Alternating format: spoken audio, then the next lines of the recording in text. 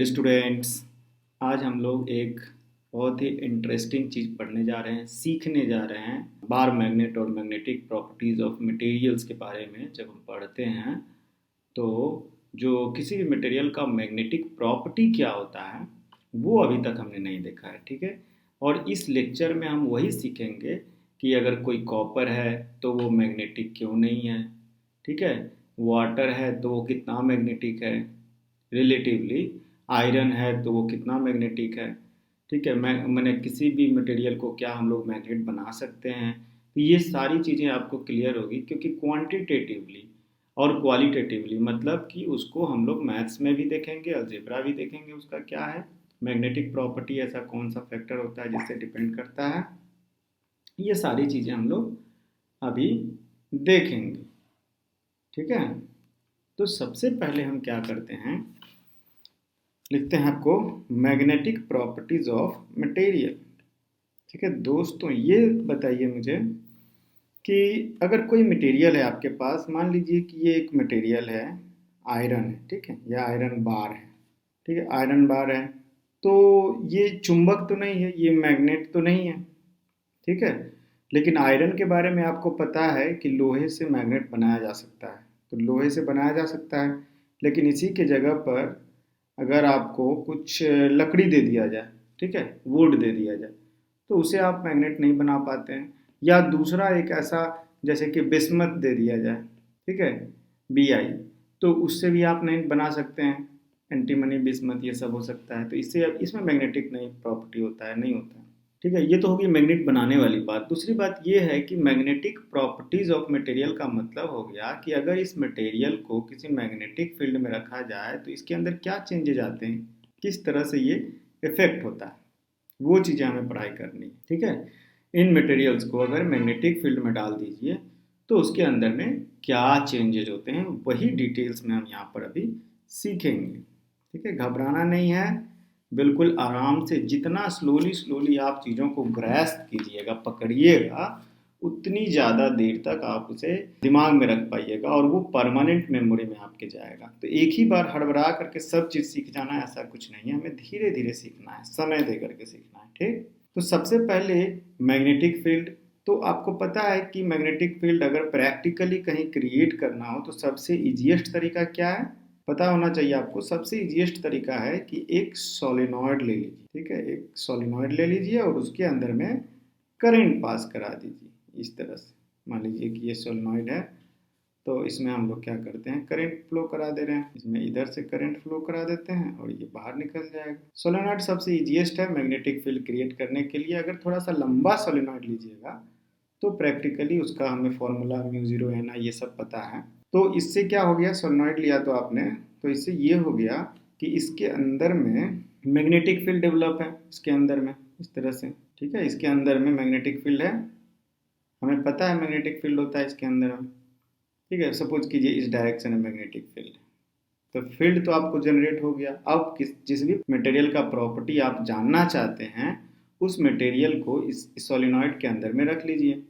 तो सपोज कीजिए कि आपके पास एक आयरन का एक बार सिलिंड्रिकल आयरन है, ठीक है, जिस शेप का सोलेनॉइड है उसी शेप का आपके पास एक आयरन है, क्लियर। और आप क्या कर रहे हैं, इस आयरन को सोलेनॉइड के अंदर रख दिए हैं और उसमें सोलेनॉइड में करंट फ्लो करा दिए हैं जिससे कि इसमें मैग्नेटिक फील्ड जनरेट हो। अब ये आयरन कहाँ है, आयरन या जो भी मटेरियल हो, मैं आयरन अभी बोल रहा हूँ बट ये कुछ भी मटेरियल हो सकता है, तो इसके आपने क्या किया, इसको इसके अंदर में रख दिया।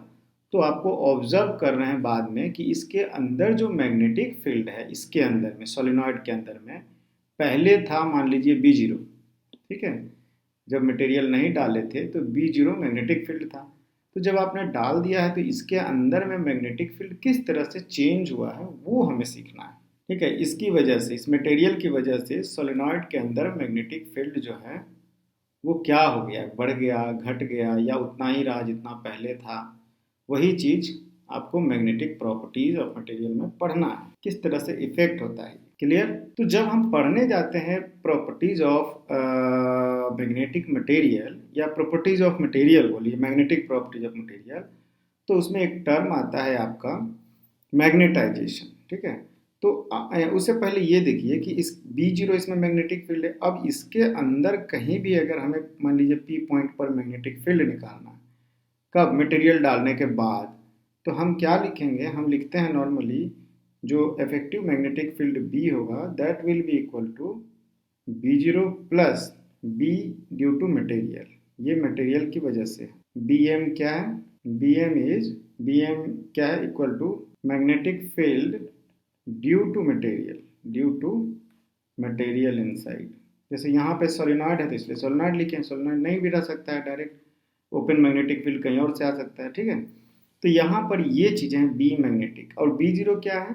वो B0 आपको पता है म्यू0 NI होता है, पर अगर आपने आई करंट फ्लो कराया है, n नंबर ऑफ टर्न्स है, तो B0 इजकल टू म्यू0 NI, ये हम लोगों ने आगे ही देख रखा है पिछले चैप्टर्स में, ठीक है, जब मैग्नेटिक फील्ड पढ़ रहे थे due to current carrying wire.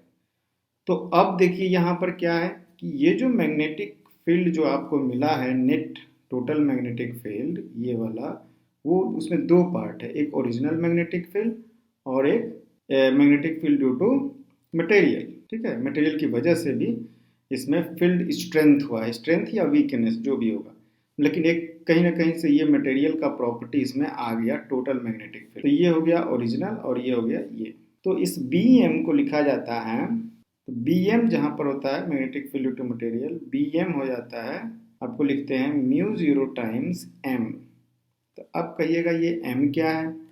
तो m इसका प्रॉपर्टीज है मटेरियल का। m is magnetization per unit volume of the material, magnetization per unit volume of the material. अब कहिएगा कि ये भाई साहब मैग्नेटाइजेशन क्या होता है? मैग्नेटाइजेशन भी तो जानना जरूरी है। तो मैग्नेटाइजेशन होता है magnetic moment, magnetization per unit volume नहीं बोलेंगे, सॉरी, मैग्नेटाइजेशन ही बोलेंगे, मैग्नेटाइजेशन ऑफ द मटेरियल। और मैग्नेटाइजेशन जो होता है वो होता है magnetic dipole moment per unit volume. Dipole moment, कई बार उसको केवल मैग्नेटिक मोमेंट बोल देते हैं, magnetic dipole moment per unit volume of material. तो इसमें इंटरेस्टिंग धीरे धीरे बनते जाएगा, क्योंकि जैसे जैसे आप चीज़ों को समझते जाइएगा कि भाई m कहाँ से आया, फिर m होता क्या है, फिर ये मैग्नेटिक डाइपोल मोमेंट क्या होता है, कहाँ से मटेरियल के अंदर में ये डेवलप हो गया, ठीक है, तो चीज़ें क्लियर होती जाएगी। तो मैग्नेटिक डाइपोल मोमेंट मटेरियल में आया कहाँ से, जो हम डिफाइन कर रहे हैं मैग्नेटाइजेशन, कहाँ से आया? आपको याद होगा कि मैग्नेटिक डाइपोल मोमेंट जो होता है, इसको पहले इस पर देख लेते हैं, ये इंपॉर्टेंट चीज़ है। तो हम लोग क्या कर रहे थे? Magnetic moment, magnetic dipole moment को डिफाइन कर रहे थे, ठीक है। अब due to current carrying loop के लिए हमें पता है मैग्नेटिक डाइपोल मोमेंट अगर हम m से डिनोट करें, वेक्टर क्वांटिटी है, तो m due to current carrying loop, ये हमने एक पिछले चैप्टर्स में देखा है। देखिए, जब तक इन चीज़ों को समझेंगे नहीं तब तक हमें ये आगे का जो पढ़ रहे हैं वो पढ़ने में मज़ा ही नहीं आएगा। क्या देखा है कि अगर कोई करंट आई किसी लूप में फ्लो हो रहा है, आई करंट, तो उसकी वजह से मैग्नेटिक मोमेंट होता है, उसकी वजह से मान लीजिए ये करंट आई फ्लो हो रहा है, ठीक है, आई करंट है, तो आपको पता है कि इसका मैग्नेटिक मोमेंट जो होता है m वेक्टर, वो होता है नंबर ऑफ टर्न्स, अगर एक टर्न है तो only i into area of cross section of the loop, और डायरेक्शन इसका होता है किस तरफ से, वो भी हमने देख रखा है, उसको डिटेल में अब नहीं जाते हैं, बट इतना समझिए कि ये होता है, अगर n नंबर ऑफ टर्न्स है तो वो NIA हो जाता है, ये मैग्नेटिक मोमेंट होता है। अब मान लीजिए कि कोई किसी भी मटेरियल्स के अंदर एटम्स हैं, ठीक है, मॉलिक्यूल्स हैं, बल्क में एटम्स हैं। अब atoms of the material has so many electrons, revolve कर रहा है अराउंड द न्यूक्लियस। तो यहाँ से इंटरेस्टिंग हो जाता है, क्योंकि एक मान लीजिए न्यूक्लियस है जहाँ पे न्यूट्रॉन और प्रोटॉन रहता है, और उसके चारों तरफ क्या हो रहा है, कोई मान लीजिए एक इलेक्ट्रॉन ही ले लेते हैं, इलेक्ट्रॉन जो है वो रिवॉल्व कर रहा है चार्ज, इलेक्ट्रॉन माइनस चार्ज के साथ वो इस तरह से रिवॉल्व कर रहा है। तो इलेक्ट्रॉन रिवॉल्व कर रहा है, तो चार्ज क्यों रिवॉल्व कर रहा है, तो उसकी वजह से रिवॉल्व कर रहा है, तो किसी भी पॉइंट पर बार बार क्रॉस कर रहा है, कोई एक पॉइंट ले लेते हैं, इस पर बार बार चार्ज क्रॉस कर रहा है, तो करंट का डेफिनेशन क्या होता है, सिंपली तो होता है I equal to Q by T, ठीक है, वन टाइम पीरियड में एक बार क्रॉस कर रहा है किसी पॉइंट को, इसलिए क्यू बाई टी, ठीक है। और टाइम पीरियड भी आप डिफाइन कर सकते हैं, 2 pi r total distance by speed क्या है, और स्पीड भी आप डिफाइन निकाल सकते हैं।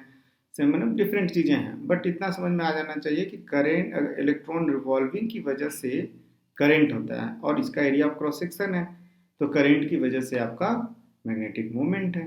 इतना क्लियर हो गया, क्योंकि आई आ गया, area of cross section multiply कीजिए तो आई हो जाएगा, एम इक्वल टू आई कर दीजिए। तो मैग्नेटिक मोमेंट तो है भाई, और इसका डायरेक्शन इस लूप के परपेंडिकुलर है, ठीक है। जैसे अभी इस लूप को देखेंगे, इस वाले को, ये वाले लूप इधर है, तो इसका डायरेक्शन हो गया मैग्नेटिक मोमेंट का यहाँ पर क्रॉस अंदर की तरफ सेंटर से, ठीक है। तो मैग्नेटिक मोमेंट तो है, ये क्लियर हो गया 1 नंबर।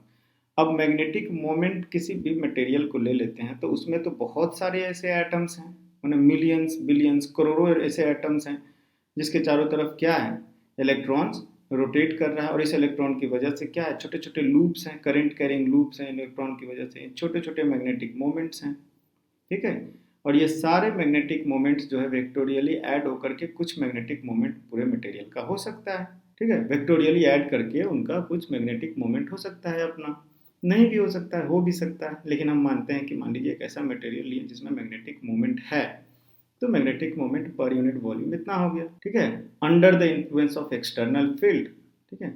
और मैग्नेटिक मोमेंट बिना एक्सटर्नल फील्ड के भी हो सकता है, ठीक है। बट होता क्या है मैग्नेटिक मोमेंट, और क्यों किसी भी मटेरियल में मैग्नेटिक फील्ड होता है, ये आपको यहाँ से समझ में आ गया होगा कि हर मटेरियल में एटम्स हैं, और हर एटम में कहीं ना कहीं ये इलेक्ट्रॉन सर्कुलेट कर रहा है उसके न्यूक्लियस के चारों तरफ, और इस इलेक्ट्रॉन के सर्कुलेशन की वजह से करंट है, और इसी करंट की वजह से मैग्नेटिक मोमेंट डेवलप हुआ है। तो ये आपका हो गया मैग्नेटाइजेशन। एम का डेफिनेशन क्लियर हो गया कि हमने जो एम डिफाइन किया है magnetization, that is magnetic dipole moment per unit volume. तो मैग्नेटिक डाइपोल क्या होता है ये हमें समझ आ गया, तो इसलिए पर यूनिट वॉल्यूम भी समझ में आ गया। पर यूनिट वॉल्यूम तो उसमें कुछ है नहीं। तो कहाँ थे हम लोग, देखिए इसमें हमने डिफाइन किया था कि हमारा जो बी है वो क्या है, बी इजकल टू, इसके अंदर पी पॉइंट पर B equal to B zero plus mu zero into M, और एम बोला magnetization, magnetic moment per unit volume. अब एक और चीज़ डिफाइन करते हैं हम लोग, वो होता है एम जो होता है, एम को डिफाइन कर देते हैं एम इजिकल टू एक दूसरे प्रॉपर्टी से, magnetization magnetic moment per unit volume तो बोले ही, लेकिन एक और प्रॉपर्टी होता है जिसको काई कहा जाता है। तो एम को डिफाइन करते हैं हम लोग काई टाइम्स, काई काई एक्स की तरह लिखा जाता है, काई टाइम्स एच, और एच क्या है, मैग्नेटिक इंटेंसिटी कहा जाता है। एच जो होता है वो होता है जैसे mu zero into B zero को अगर डिफाइन करें तो एच के टर्म में मैग्नेटिक इंटेंसिटी है, एच इज मैग्नेटिक इंटेंसिटी। तो B zero is equal to हो जाएगा म्यू जीरो एच। तो बेसिकली एच को इस तरह से डिफाइन किया है, H is equal to B zero by mu zero, इस तरह से एच को डिफाइन किया गया, या बी बाई म्यू, दोनों चीज़ें हैं। सारे वेक्टर क्वांटिटीज़ हैं, कहीं लिख रहे हैं कहीं भूल जा रहे हैं, तो आप समझिए सब वेक्टर्स हैं, ठीक है। तो b equal to B zero ये हो गया। अब इसी इक्वेशन को लिखेंगे तो b इक्वल टू हो जाएगा mu zero H plus mu zero काई और एच, ठीक है। और म्यू जीरो एच अगर कॉमन लेते हैं तो ये हो जाता है 1 प्लस, इसको काई पढ़ा जाता है, ठीक है, दिस इज काई, CHI, ठीक है, काई पढ़ा जाता है, काई ऐसे पढ़ा जाता है। तो b equal to mu zero H plus mu zero chi H, तो 1 प्लस म्यू जीरो, तो इसको इस तरह से लिखते हैं mu zero times 1 plus chi times H, और म्यू जीरो 1 प्लस काई को कहा जाता है म्यू आर, रिलेटिव परमेबिलिटी। ये देखिए 1 प्लस काई आया तो 1 प्लस काई को हम लोग लिखेंगे म्यू आर, मतलब ये हो जाएगा आपका mu zero times mu relative, r मतलब relative times h, here mu r is equal to relative permeability, relative का स्पेलिंग गलत हो गया, रिलेटिव परमेबिलिटी, रिलेटिव परमेबिलिटी किसका, ऑफ द मटेरियल, क्योंकि इसमें काई इन्वॉल्व है ना, तो काई क्या है, परमेबिलिटी मटेरियल का ही तो होगा। काई इज ए मटेरियल प्रॉपर्टी, और मैग्नेटाइजेशन भी मटेरियल प्रॉपर्टी है। मैग्नेटाइजेशन और काई ये, या फिर म्यू आर कहिए, ये क्या है, आपस में इंडिपेंडेंट नहीं है, ठीक है, सब एक दूसरे से रिलेटेड हैं, ठीक है, इंडिपेंडेंट वैल्यू नहीं हो सकता है इसका। तो परमेबिलिटी हो गया, ये क्लियर समझ में आ रहा है बिल्कुल। इसको हम लोग म्यू जीरो 1 प्लस ये भी लिख सकते हैं इसको mu zero into mu relative जो है इसको हम लोग म्यू बोलेंगे, ठीक है, परमेबिलिटी। तो इफेक्टिव परमेबिलिटी हो गया, वो रिलेटिव था परमेबिलिटी। तो म्यू म्यू को क्या बोलेंगे, म्यू कहेंगे परमेबिलिटी ऑफ द मटेरियल। यहाँ था रिलेटिव परमेबिलिटी और ये हो गया simply permeability, permeability of the material. तो सेम मटेरियल के बारे में बात कर रहे हैं, ठीक है। एच क्या है पता चल गया, मैग्नेटिक इंटेंसिटी, ठीक है। तो ये चीज़ें क्लियर हो गई। अब जब हम लोग ये सारी चीज़ें क्लियर हो गई तो हम लोग आगे बढ़ सकते हैं और डिपेंडिंग ऑन, आगे बढ़ते हैं। तो ये जो depending on the value of काई का या म्यू रिलेटिव का कहिए या म्यू का कहिए, ये तीनों तो इंडिपेंडेंट है नहीं, इनकी जो कितनी वैल्यू होती है उसमें किसी भी मटेरियल के अंदर, उसके ऊपर में मैग्नेटिक प्रॉपर्टी इसका डिपेंड करता है, ठीक है। तो ये जो काई का वैल्यू है ये बहुत इंपॉर्टेंट चीज़ है। काई हम थोड़ा सा इस तरह से लिख रहे हैं, इसकी इसकी जो इम्पोर्टेंस है बहुत ज़्यादा है। काई का वैल्यू ये 3 तरह से हम लोग लिख रहे हैं, यही तीनों मैग्नेटिक प्रॉपर्टीज़ को डिफाइन करता है। काई अगर मान लीजिए नेगेटिव है, small negative and small, if chi is negative as well as small, तो ये एक टाइप का मटेरियल हो गया। दूसरा हो सकता है काई is positive and small, positive and small. और तीसरा टाइप का हो सकता है काई इज पॉजिटिव एंड लार्ज। तो स्मॉल लार्ज से क्या मतलब है, ये रिलेटिव वर्ड है इसलिए हमें इसे समझना होगा। तो स्मॉल एंड नेगेटिव होता है, पहली बात तो ये तो क्लियर हो गया कि अगर नेगेटिव है स्मॉल वैल्यू होता है, नेगेटिव में हाई वैल्यू होता ही नहीं है किसी भी मटेरियल का, ठीक है। मैक्सिमम नेगेटिव में 1 होता है।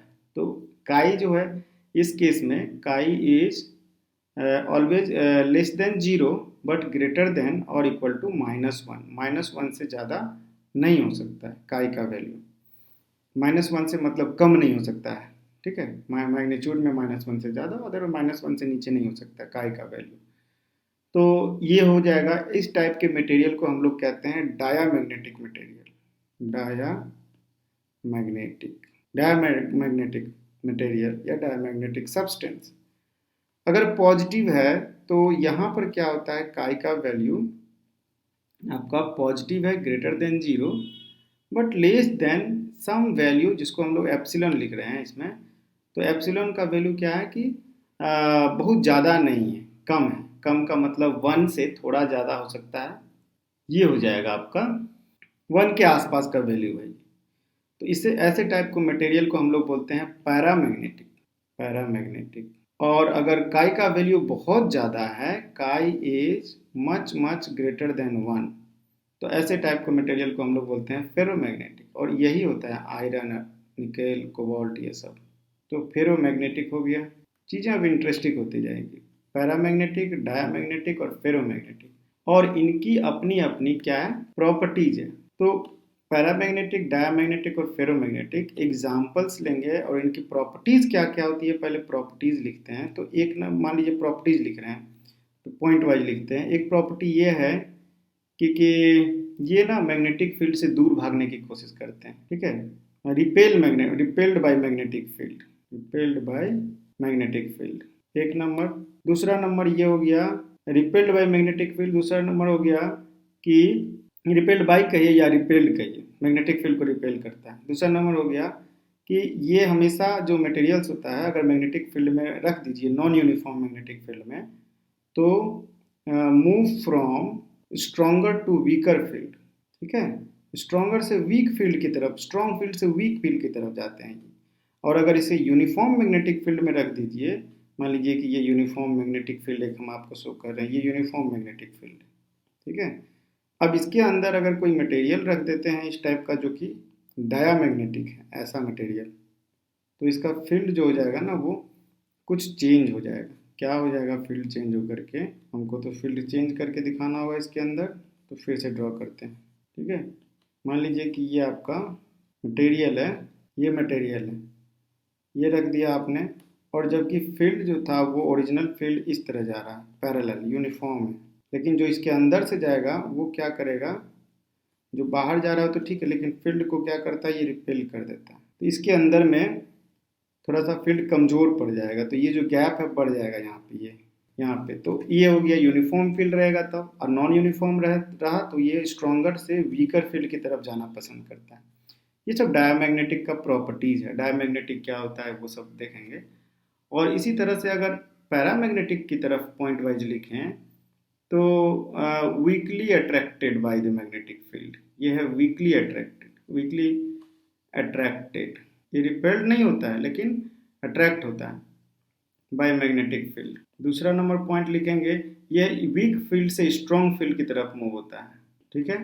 तीसरा नंबर पॉइंट लगेंगे, ये तो नॉन यूनिफॉर्म। अगर यूनिफॉर्म रहा तो ये अट्रैक्ट हो जाएगा, मैग्नेटिक फील्ड यहाँ पे क्या हो जाएगा, थोड़ा स्ट्रॉन्गर हो जाएगा।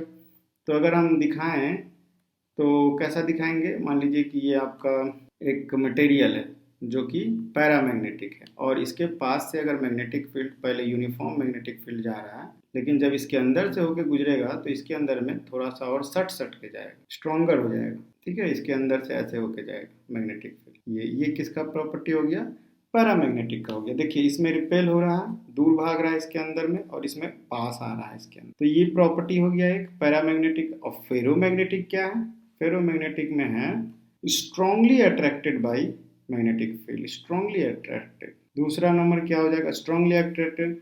ये वीक वो तो ये पॉइंट तो होगा ही, वीकर से वीकर टू स्ट्रॉन्गर, ठीक है। कमजोर फील्ड से ताकतवर फील्ड की तरफ ये मूव होता है। और तीसरा नंबर है कि अगर यूनिफॉर्म फील्ड अगर आपको दे दिए तो ये पूरा का पूरा मैग्नेटिक फील्ड चाहेगा, ये क्या चाहेगा कि पूरा का पूरा मैग्नेटिक फील्ड अगर बाहर से आ रहा हो तो सब इसी के अंदर से होके जाए, ये अपनी तरफ सारे फील्ड को खींच लेगा, ठीक है। बाहर में भले दूर चला जाए लेकिन इसके अंदर से होके जाए। ये आपका ये हो गया, स्ट्रांगली अट्रैक्ट करता है मैग्नेटिक। तो ये कुछ प्रॉपर्टीज़ हैं जो आपको देखना है, और ये काई के वैल्यू से हमने इसको ये किया है। अब डायामैग्नेटिज्म के प्रॉपर्टीज के बारे में देखेंगे कि डायामैग्नेटिज्म में ऐसा होता क्यों है।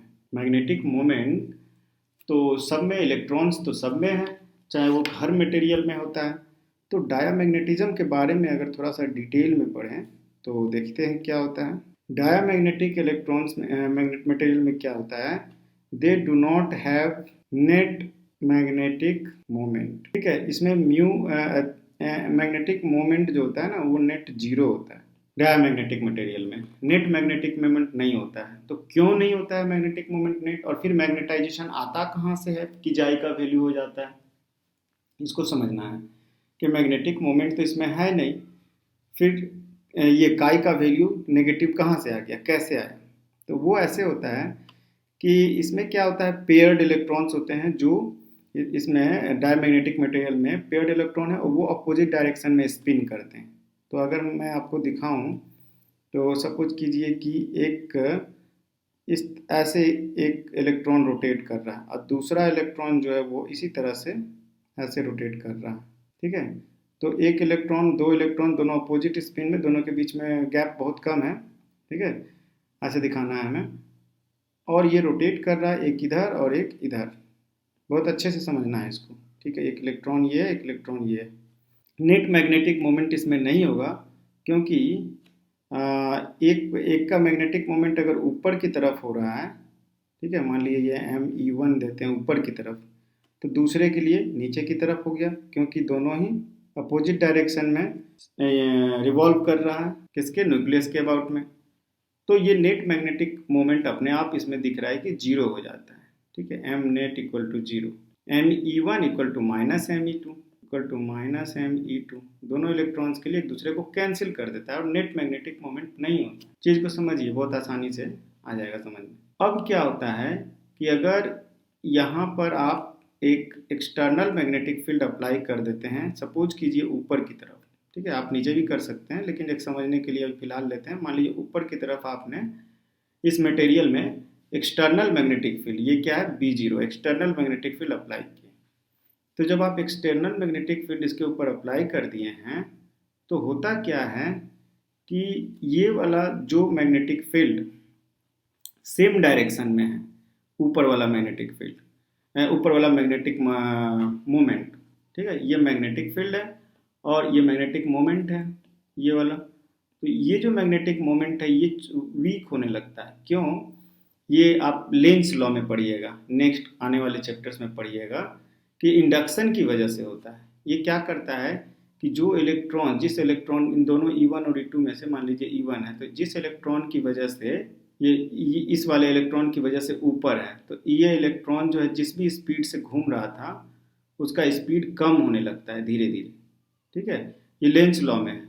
लेंस लॉ पढ़िएगा तो ये फिर बाद में इसको पढ़िएगा, क्लियर हो जाएगा कि जो सेम डायरेक्शन में जो मैग्नेटिक मोमेंट है और जिस इसी डायरेक्शन में मैग्नेटिक फील्ड अप्लाई कर देंगे तो ये इसको कमज़ोर करता है। ठीक है, तो क्या करेगा, ये इसको कमज़ोर कर देगा। और जो अपोजिट डायरेक्शन में है, ठीक है, ये वाला, इसकी वजह से नीचे की तरफ मैग्नेटिक मोमेंट है, तो ये जो फील्ड जो है क्या करेगा, इस वाले मैग्नेटिक मोमेंट को बढ़ाएगा। किस तरह से, इस वाले इलेक्ट्रॉन की स्पीड को बढ़ा देगा और ज़्यादा।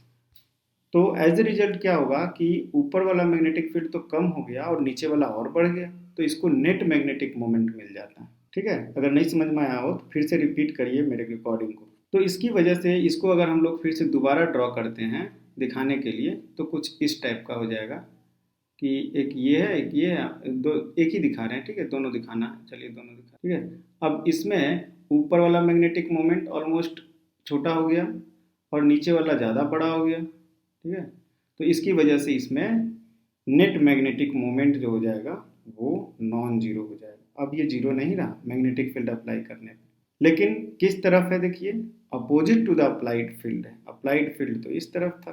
ठीक है, और ये क्या करता है, रिपेल करता है। इसलिए ये क्या होता है, डायामैग्नेटिक मटेरियल मैग्नेटिक फील्ड से रिपेल होता है। डायामैग्नेटिक मटेरियल जो होता है वो मैग्नेटिक फील्ड से रिपेल होता है। और क्यों होता है, सारा चीज़ इसमें समझ में आ गया कि दोनों दो इलेक्ट्रॉन्स अपोजिट डायरेक्शन में, मतलब पेयर्ड इलेक्ट्रॉन ही होंगे इसमें, क्योंकि अनपेयर्ड रहेगा तो उसमें तो नेट मैग्नेटिक मोमेंट पहले से हो जाएगा। जबकि हम कह रहे हैं कि डायमैग्नेटिक मटेरियल में कोई मैग्नेटिक मोमेंट पहले से नहीं रहता है। मैग्नेटिक मोमेंट फील्ड डालने के बाद डेवलप होता है, और वो भी अकॉर्डिंग टू लेंस लॉ। ठीक है, लेंस लॉ के अकॉर्डिंग ये सब होता है। एग्जाम्पल क्या है डायमैग्नेटिक मटेरियल का, एग्जाम्पल कुछ बताइए। जैसे इसमें होता है आपका बिस्मथ, ठीक है, वाटर भी है इसका। डायमैग्नेटिक मटेरियल का कुछ एग्जांपल्स हैं, कॉपर है, बिस्मथ है, सब लिख लेते हैं, बिस्मथ, फिर copper, water, lead, silicon, nitrogen, ये सब जो है, ठीक है, ये सारा जो है आपको डायमैग्नेटिक मटेरियल होता है। क्लियर हो गया। और इसमें डायमैग्नेटिक मटेरियल में एक इंटरेस्टिंग चीज़ है कि सुपर कंडक्टर जो होता है, सुपर कंडक्टिविटी, वो भी डायमैग्नेटिज्म की वजह से होता है। सुपर कंडक्टिविटी, ठीक है, सुपर कंडक्टिविटी। परफेक्ट डायमैग्नेटिज्म जो होता है उसमें डायमैग्नेटिक मटेरियल सुपर कंडक्टर्स होता है, और इन मटेरियल्स को बहुत लो टेम्परेचर में रखा जाता है, -4 केल्विन, इनफैक्ट 0 केल्विन कह लीजिए। परफेक्ट सुपर कंडक्टर जो होता है वो परफेक्ट डायमैग्नेटिक मटेरियल होता है। इसका मतलब क्या हो गया कि सुपर कंडक्टर जो होगा वो मैग्नेटिक फील्ड को अपने पास भटकने ही नहीं देगा। ठीक है, तो सुपर कंडक्टिविटी वर्सेस डायामैग्नेटिज्म, ये आपको ऐसे लिखते हैं ताकि आप इसको रिकॉल कर सकें कि दोनों में कुछ ना कुछ है relationship. Perfect diamagnetism is super conductivity. Super conductivity at very low temperature क्या होता है, it repels all the magnetic field, अपने पास का कोई मैग्नेटिक फील्ड आने नहीं देता है। और इस इफेक्ट को कहा जाता है, this effect is called Meissner effect. Super conductivity का जो प्रॉपर्टी है, this is called Meissner effect, MEISSNER। ये साइंटिस्ट थे मेसनर, उन्हीं के नाम पर, ये डिस्कवरर जो था उन्हीं के नाम पर रखा गया मेसनर इफेक्ट। ठीक है, तो ये आपको समझ में आ गया। नेक्स्ट आता है आपका पैरामैग्नेटिक मटेरियल। पैरामैग्नेटिक के बारे में बहुत सारी चीज़ें हमने डिस्कस की। इसमें क्या होता है, they do have magnetic dipole moment. तो इसमें मैग्नेटिक डाइपोल मोमेंट तो होता है, एक नंबर बात, ये कन्फ्यूजन नहीं होना चाहिए डायमैग्नेटिक की तरह। इसमें जो मैग्नेटिक मोमेंट होता है, तो मान लीजिए कोई मटेरियल लेते हैं और उसमें इस मटेरियल ले लिए, और ये मटेरियल में क्या है, ये पैरामैग्नेटिक मटेरियल है, तो इसमें मैग्नेटिक मोमेंट होगा। लेकिन जो मैग्नेटिक मोमेंट होता है उसका डायरेक्शन क्या होता है, रैंडम रहता है, किसी भी डायरेक्शन में हो सकता है। इस तरह से ये रैंडमली ओरिएंटेड मैग्नेटिक मोमेंट्स, कोई किसी भी डायरेक्शन में, इसका कोई पैटर्न नहीं है फिक्स। तो कब, जब कोई मैग्नेटिक फील्ड नहीं है, when H equal to 0, extra से कोई मैग्नेटिक फील्ड नहीं है, तो इनके जितने भी डाइपोल्स हैं, मैग्नेटिक डाइपोल, वो रैंडमली ओरिएंटेड है। ठीक है, और डाइपोल्स आर रैंडमली ओरिएंटेड है और कोई मैग्नेटिक प्रॉपर्टी ये शो नहीं करेगा इस समय, ठीक है, क्योंकि ये डाइपोल्स जो है मैग्नेटिक डाइपोल ये रैंडमली ओरिएंटेड है, कोई मैग्नेटिक प्रॉपर्टी शो नहीं करेगा। इसके जैसे आयरन है, आयरन नहीं, जैसे पैरामैग्नेटिक मटेरियल की बात कर रहे हैं तो कोई पैरामैग्नेटिक एग्जांपल ले लीजिए। पैरामैग्नेटिक मटेरियल का कोई एग्जांपल एल्युमिनियम है या सोडियम है, ऐसा कुछ ले सकते हैं। तो उसमें अगर आप बगल में आप अगर कोई आयरन ले जाइएगा तो ये अट्रैक्ट नहीं करता है, ठीक है, जबकि अगर मैग्नेट रहता तो अट्रैक्ट कर लेता। तो इसमें डाइपोल है लेकिन ये अट्रैक्ट नहीं करता है, इसलिए क्योंकि रैंडमली ओरिएंटेड है सारा मैग्नेटिक डाइपोल मोमेंट। अब जब इसको अगर हम फील्ड में डालते हैं, एक्सटर्नल मैग्नेटिक फील्ड में डालते हैं, तो क्या होता है इसमें वो अब सीखना है हमें। एक्सटर्नल मैग्नेटिक फील्ड में डालने पर क्या होता है वो सीखना है। हम क्या कर रहे हैं, इसको डाल दे रहे हैं एक एक्सटर्नल मैग्नेटिक फील्ड में, तो क्या होता है एक्सटर्नल मैग्नेटिक फील्ड में डालने पर इसके जो डाइपोल हैं, ऑलरेडी एग्जिस्टिंग डाइपोल पहले से थे, वो मैग्नेटिक फील्ड के डायरेक्शन में ओरिएंट हो जाते हैं। जितने भी हैं ये सारे डाइपोल्स जो होंगे वो एक डायरेक्शन में, जिस तरफ हमने मैग्नेटिक फील्ड अप्लाई किया है उस तरफ ओरिएंट हो जाता है। मान लीजिए ये आपका मैग्नेटिक फील्ड है एक्सटर्नल, जो कि H0 हम लोग बोल रहे हैं, H बोल लेते हैं, H0 ही बोल H, ठीक है, मैग्नेटिक फील्ड इंटेंसिटी। अब इसके जो डाइपोल्स थे पहले से, वो सारे डाइपोल्स इस तरह से ओरिएंट हो जाएंगे। तो इससे क्या हो जाएगा कि इसके अंदर में मैग्नेटिक फील्ड और स्ट्रांग हो जाएगा। ये पैरामैग्नेटिक का प्रॉपर्टी हो गया, ठीक है। अब इसमें ये बताइए, आपको एक्सप्लेन करना है कि ऐसा क्यों हो जाता है, इसमें इंडक्शन इफेक्ट किस तरह से क्या कर रहा है। इंडक्शन इफेक्ट इसमें भी होना चाहिए, तो वो क्या कर रहा है ये खुद से आप सोचिए कैसे हो रहा है। बट हो रहा है, स्ट्रांगर हो जाता है मैग्नेटिक फील्ड और वीकली स्ट्रांगर होता है, बहुत ज़्यादा नहीं, ठीक है। तो जितने भी मैग्नेटिक मोमेंट डाइपोल मोमेंट हैं वो ओरिएंट हो जाते हैं और इसके अंदर में फ्लक्स का इंटेंसिटी इस मटेरियल के अंदर में बढ़ जाता है। एग्जाम्पल्स क्या होते हैं पैरामैग्नेटिक के एग्जाम्पल्स लीजिएगा तो जैसे एल्युमिनियम की बात की मैंने, एल्युमिनियम हो गया आपका, aluminium, then sodium, calcium, oxygen, ये सर कॉपर क्लोराइड, ये सारा जो है आपका पैरामैग्नेटिक मटेरियल है, ऑल आर पैरामैग्नेटिक मटेरियल। अब पैरामैग्नेटिक मटेरियल्स का प्रॉपर्टी जो था, जैसे हमने मैग्नेटाइजेशन की बात की या ससेप्टिबिलिटी की बात की, ठीक है, ये जाई जो है इसे हम कह रहे हैं कि ससेप्टिबिलिटी, दिस इज ससेप्टिबिलिटी, काई को कहा जाता है ससेप्टिबिलिटी, काई इज कॉल्ड ससेप्टिबिलिटी। काई जो हमने कहा या एम जो बोले हम, उसमें क्या होता है कि कुछ पैरामैग्नेटिक मटेरियल्स होते हैं जिसका ये वैल्यू जो है मैग्नेटाइजेशन या अगर हम फील्ड स्ट्रेंथ बढ़ाते जाते हैं तो जब इसके बाहर का फील्ड स्ट्रेंथ बढ़ाते जाएंगे तो क्या होगा कि ये जो मैग्नेटिक डाइपोल्स हैं वो सारे एक लाइन में आते जाएंगे, ठीक है। लेकिन अगर ये वैल्यू इसका बहुत कम है एक्सटर्नल मैग्नेटिक फील्ड का, तो सारे तो नहीं आएंगे, कुछ आएंगे, ठीक है। तो जब सारे एक लाइन में आ जाते हैं, इसके अंदर का जितना मैग्नेटिक डाइपोल मोमेंट है, तो उस सिचुएशन को सैचुरेटेड स्टेट कहा जाता है, ठीक है। उस सिचुएशन को क्या बोलेंगे हम लोग, सैचुरेटेड। जितने भी डाइपोल्स थे वो एक लाइन में अलाइन हो गए हैं as per external magnetic field, तो वो सैचुरेटेड स्टेट कहलाता है। लेकिन ये जो होता है केवल मैग्नेटिक फील्ड पे डिपेंड नहीं करता है, वो डिपेंड करता है आपका एक टेम्परेचर पर भी डिपेंड करता है, ठीक है। और टेम्परेचर पे किस तरह से डिपेंड करता है, वो इस तरह से डिपेंड करता है m is equal to C times external field B0 by temperature T in kelvin, ठीक है, केल्विन में, इस तरह से टेम्परेचर पर डिपेंड करता है, ठीक है। अब हमें पता है कि m इज इक्वल टू हम लोग म्यू0 टाइम्स h भी लिख सकते हैं, म्यू0 टाइम्स h लिखते हैं, तो अगर और B0 को भी लिख सकते हैं, B0 इक्वल टू म्यू0 टाइम्स h, और यहाँ पर तो काई लिखेंगे, ये तो ये लिखेंगे तो फॉर्मूला हो जाएगा म्यू0 h काई इक्वल टू सी म्यू0 h बाई टी। तो ये फॉर्मूला हो जाता है आपका म्यू0 h म्यू0 से काई इक्वल टू सी म्यू0 बाई गलत गलत गलत, तो ये है आपका m equal to C B0 by T magnetization है और ये एक्सटर्नल मैग्नेटिक फील्ड है। हम लोग इसको लिख सकते हैं काई इज इक्वल टू सी म्यू0 बाई टी, ठीक है। तो देखिए काई और m में क्या किस तरह से है, ठीक है।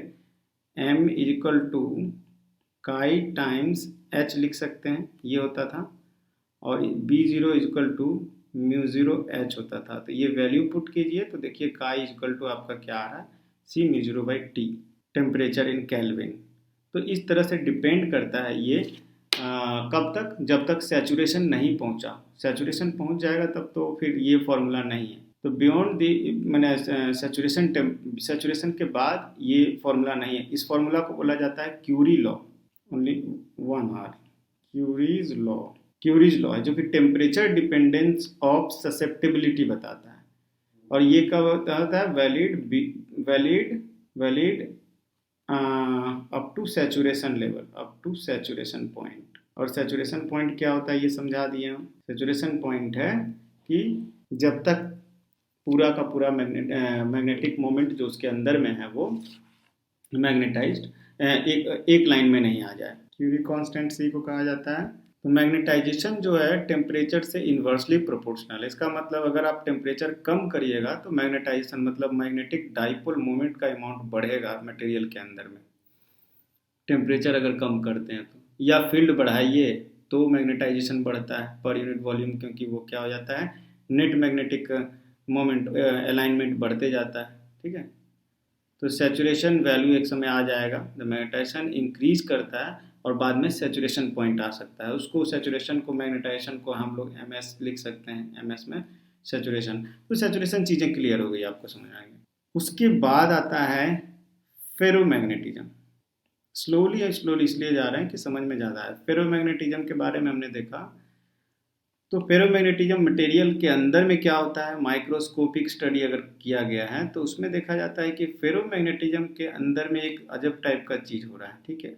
वो क्या है कि उसके अंदर में भी आपको ऐसा कुछ हो रहा है कि जिस तरह से पैरामैग्नेटिज्म में क्या था कि सिंगल डाइपोल मोमेंट था, हर एक एटम्स का अपना अपना, और वो रैंडमली ओरिएंटेड था। इसमें क्या होता है, वैसा नहीं होता है। उसमें होता है कि एक पर्टिकुलर रीजन में बहुत सारा डाइपोल जो है, मैग्नेटिक डाइपोल, वो एक ओरिएंटेशन में रहता है।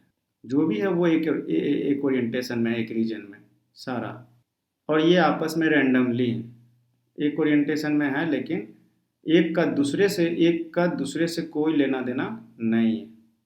और इन सारे रीजन्स को हम लोग बोलते हैं डोमेन।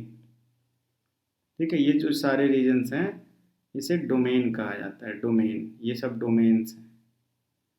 ये एक डोमेन हो गया अपना, ये दूसरा डोमेन हो गया। ये क्या है, डोमेन है। जैसे आयरन की बात कर लेते हैं तो आयरन में ऐसा देखा गया, ऐसा होता है। ये तीसरा डोमेन है। ये सब डोमेन है। क्लियर हो गया।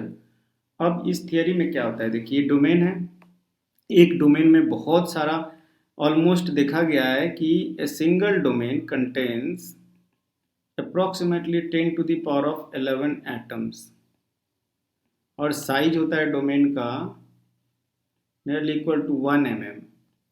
मतलब इतने छोटे से 1 mm में, इतने छोटे से जगह में क्या होता है, 10 to the power of 11 atoms जो होते हैं वो एक ही ओरिएंटेशन में मैग्नेटिक मोमेंट अपना देते हैं। लेकिन अगर इन सारे ये जो जितने भी मैग्नेटिक ये दिखाया हुआ है बहुत सारे लाइन से, और इन सब का अगर इफेक्टिव देखा जाए तो वो जीरो हो जाता है, क्योंकि ये जो है ये तो रैंडम ओरिएंटेशन में है, इनका कोई पैटर्न तो है नहीं, पैटर्न है रैंडम, तो इनका इफेक्टिवली मैग्नेटिक मोमेंट जीरो हो जाता है, m net equal to zero. लेकिन जब इसे मैग्नेटिक फील्ड में डाल दिया जाता है तब फिर कुछ और हो जाता है। इसको अगर एक्सटर्नल मैग्नेटिक फील्ड में डाल दीजिए, अगर आप इसको एक एक्सटर्नल मैग्नेटिक फील्ड में डाल दीजिए, सपोज कीजिए हम एक्सटर्नल मैग्नेटिक फील्ड में डाल देते हैं, तो ये क्या हो जाता है, सारा का सारा डोमेन जो है अपने अपने मैग्नेटिक मोमेंट को मैग्नेटिक फील्ड के डायरेक्शन में ओरिएंट कर देते हैं। तो मैग्नेटिक फील्ड में डालने से ये इस तरह से हो जाएगा, डोमेन तो अपना रहेगा ही जो है सो, फिर क्या होगा, जो भी था वो आपको एक डायरेक्शन में आ जाएगा, सारा का सारा एक डोमेन के अंदर वाला एक ही से दिखा दे रहे हैं मोटे लाइन से। तो इससे क्या होता है ना कि बहुत स्ट्रॉन्ग मैग्नेटिक फील्ड, क्योंकि इसको एक डोमेन के अंदर में ऑलरेडी एक स्ट्रॉन्ग मैग्नेटिक फील्ड है, सारा मिलकर के बहुत स्ट्रॉन्ग मैग्नेट बन जाता है। ठीक है। ये कैसे होता है, ये एक्सटर्नल मैग्नेटिक फील्ड डालने पे हो रहा है, ये B0। एक्सटर्नल हमने डाला और ये हो गया। ऐसे सब्सटेंस को कहा जाता है फेरोमैग्नेटिक मटेरियल्स। ठीक है, तो ये आपका हो गया कौन सा मटेरियल, फेरोमैग्नेटिक मटेरियल। अगर फेरोमैग्नेटिक मटेरियल के बारे में प्रॉपर्टी तो हमने देख ही लिया कि क्या क्या होता है प्रॉपर्टी। दूसरी बात कि जैसे ही मैग्नेटिक फील्ड को अगर हम हटाते हैं तो मैग्नेटिक फील्ड को हटाते ही अगर ये वापस रैंडम हो जाता है, जितने भी डोमेन्स थे उनके मैग्नेटिक मोमेंट अगर वापस रैंडम हो जाता है सारा का सारा, तो जितना इजीली रैंडम हो जाता है वो, और अगर रैंडम नहीं हुआ उसमें फिर रह जाता है ओरिएंटेशन कुछ मैग्नेटिक मोमेंट का परमानेंटली रह जाता है, तो वो दोनों दो टाइप के हो जाते हैं। उसमें एक हो जाता है, एक को बोला जाता है सॉफ्ट फेरोमैग्नेट मटेरियल और एक हो जाता है हार्ड फेरोमैग्नेट। तो इसमें दो टाइप का हो जाता है, एक हो गया सॉफ्ट फेरोमैग्नेट और एक हो गया हार्ड फेरोमैग्नेट। हार्ड और सॉफ्ट दोनों का अंतर बता दिए। सॉफ्ट का मतलब हो गया कि सारा का सारा जो है वापस रैंडम हो जाएगा, again orientation becomes random after removing magnetic field. और हार्ड का मतलब क्या हो गया कि उसमें अगर आप मैग्नेटिक फील्ड हटा भी लेते हैं तो भी ये ओरिएंटेशन कुछ कुछ रह जाता है, पूरा का पूरा जीरो नहीं होता है। ये हो गया। दूसरी बात है ये इसमें भी क्या है कि अगर किसी फेरोमैग्नेटिक मटेरियल्स को अगर आप हीट करते जाइएगा तो ये जो होता है आपका डोमेन्स जो है वो टूट जाता है और फिर वो पैरामैग्नेटिक मटेरियल बन जाता है। ठीक है, if heated gradually ferromagnetic materials becomes paramagnetic material at a particular temperature, और इस टेम्परेचर को कहा जाता है क्यूरी टेम्परेचर। क्लियर। और उसका रिलेशनशिप कुछ इस तरह से है, क्यूरी टेम्परेचर रीच करने के बाद उसका जो ससेप्टिबिलिटी होगा, काई फॉर सच पैरामैग्नेटिक मटेरियल, इनका जो काई होगा वो ये होता है, काई इज इक्वल टू C/T-TC। ये कब, जब फेरोमैग्नेट क्यूरी टेम्परेचर पहुंच चुका है और वो पैरामैग्नेट हो चुका है, तो उस समय उस पैरामैग्नेटिक मटेरियल का जो ससेप्टिबिलिटी होगा वो इस फॉर्मूला से गवर्न होगा, जहाँ पे C तो हमें पता है क्यूरी कांस्टेंट है। तो ये एक बहुत इंटरेस्टिंग टॉपिक है, अगर समझ में आता है तो बहुत मज़ा आता है करने में। क्लियर। इसके बाद हम लोग हिस्टेरेसिस पढ़ेंगे। ठीक है, हिस्टेरेसिस। और ये फेरोमैग्नेटिक मटेरियल का एग्जाम्पल क्या है, फेरोमैग्नेटिक मटेरियल का एग्जाम्पल में आपको सबसे मैग्नेट यही होता है, सबसे अच्छा चीज़ मैग्नेट जिसके बारे में आप जानते हैं, जैसे आयरन है, कोबाल्ट है, निकेल है, ये सब आपका फेरोमैग्नेटिक मटेरियल है। आयरन, कोबाल्ट, निकेल, ये सब जो है आयरन, कोबाल्ट, निकेल, ये सब फेरोमैग्नेटिक मटेरियल है। अब आयरन में भी सॉफ्ट आयरन अलग होगा, हार्ड आयरन स्टील को बोलते हैं, वो हार्ड आयरन हो गया। तो डिपेंड करता है कि हम चाहते क्या हैं। ठीक है, अब हिस्टेरेसिस पढ़ेंगे नेक्स्ट चैप्टर में, इसको यहाँ पे ख़त्म करते हैं। Okay, thank you.